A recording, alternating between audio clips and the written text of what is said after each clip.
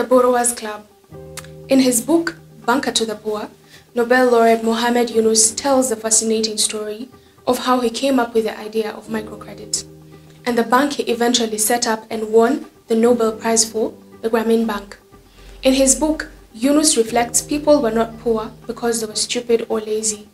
They were poor because the financial structures which could help them widen their economic base simply did not exist in their country. It was a structural problem and not a personal problem. In his book, Yunus also describes the fights he had with major financial institutions, trying to persuade them of his idea of a microfinance bank. Nevertheless, the journey was worth it. Yunus had started off lending $27 in 1976 to a group of poor women villagers in Bangladesh, and by the time of writing in 1998, he had lent $2.3 billion to 2.3 million families across the world. Microfinance has played a huge role in enabling more finance to get to the poor. Now, this video is not about Yunus, but it is about, and excuse the pun, borrowing his idea and applying it not to villagers but to countries instead. Because what Yunus identified, that the villagers were locked out of the existing financial system in the country, applies at a global level. Right now, 24 African countries cannot issue international private bonds. No one will buy them. They are what is known as junk. Before some countries can get emergency loans from the world's biggest lender of last resort, the International Monetary Fund, for example, to pay for disasters, they have to sign up to a reform program, meaning they have to get to agree their monetary and fiscal policy with economists in Washington, not just their own citizens. Over the last 20 years, African countries have been able to access loans worth an estimated $160 billion from China. But this is really a drop in the ocean. The continent faces an annual infrastructure gap of $68 to $108 billion, not even taking into account climate action or impacts. So how can borrowing Yunus's idea help? And excuse the pun again. Well, first, like Yunus, we need to identify the correct problem we face. The villagers Yunus first met were seen by banks to be junk and fundamentally have too much debt because they could not pay back their debt. They could not service their debt. And indeed, often they would take out new debt to pay back old debt. However, when Yunus really looked at the villagers, he realized they did not have too much debt at all. What they had was too little cheap debt. That's what we have today at a global level. The world is not in a situation of too much debt, but in a situation of too little cheap debt, specifically for the poorest, the low, and the middle-income countries. Okay, but how do we alleviate this problem? Again, let's go back to what Yunus did. The innovation that Yunus brought was to bring the villagers together, use the trust between them as collateral rather than things like their land or their homes as collateral, which is what traditional banks did, and gave them a joint loan. That's exactly what can be done at a global level. African countries and others could take out loans together, jointly, and use each other's economic growth prospects as collateral.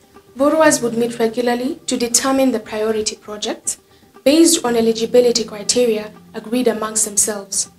Borrowers would each make equal but small, low-interest regular payments into a central pot, managed by an independent trustee who will then pay back the creditors on their behalf. The repayments would be small to create fiscal space, but also sufficient to build in cushion for temporary collateral if needed. Borrowers would deliver their projects independently, monitor and evaluate results, all while meeting regularly to keep each other accountable for progress and to agree on new projects. And of course, borrowers would appoint representatives to interact with the creditors, who may or may not be interested in the impact of the loans. The key thing would be getting their money back. Just like Grameen's bank did for the women villagers, enabling them to escape the debt cycle and actually create new businesses, this Borrowers Club, applied at a global level, will help countries escape the perceived debt crisis and instead provide cheaper, more easy-to-pay loans to the countries to ensure important growth projects go ahead. Why hasn't this been done before? Yunus wondered this himself.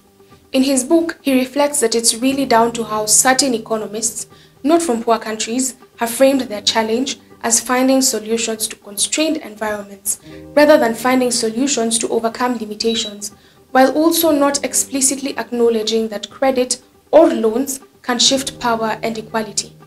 That's what's happened at a country level too. Others have not thought of creating a borrowers club for the poorest countries because often they are not from our countries. And they think that their task is to distribute limited amounts of aid or loans to the best projects, rather than find ways to empower borrowers to reach their potential, for example, reach the SDGs. Through the Grameen Bank, Yunus reimagined how to help people get more loans than they have ever been able to get. He reimagined their financial system to put the borrower at the center. That's what we want to do, but this time for countries. The international financial system has been dominated and determined by creditors for far too long, and it has not delivered. There is enough finance in the world to cut poverty everywhere. We just need to find ways to manage it better to deliver for the poorest countries. That's what a borrowers club can and will do. To paraphrase Yunus, low and middle income countries, African countries, are not poor because they are run by and populated by stupid or lazy people.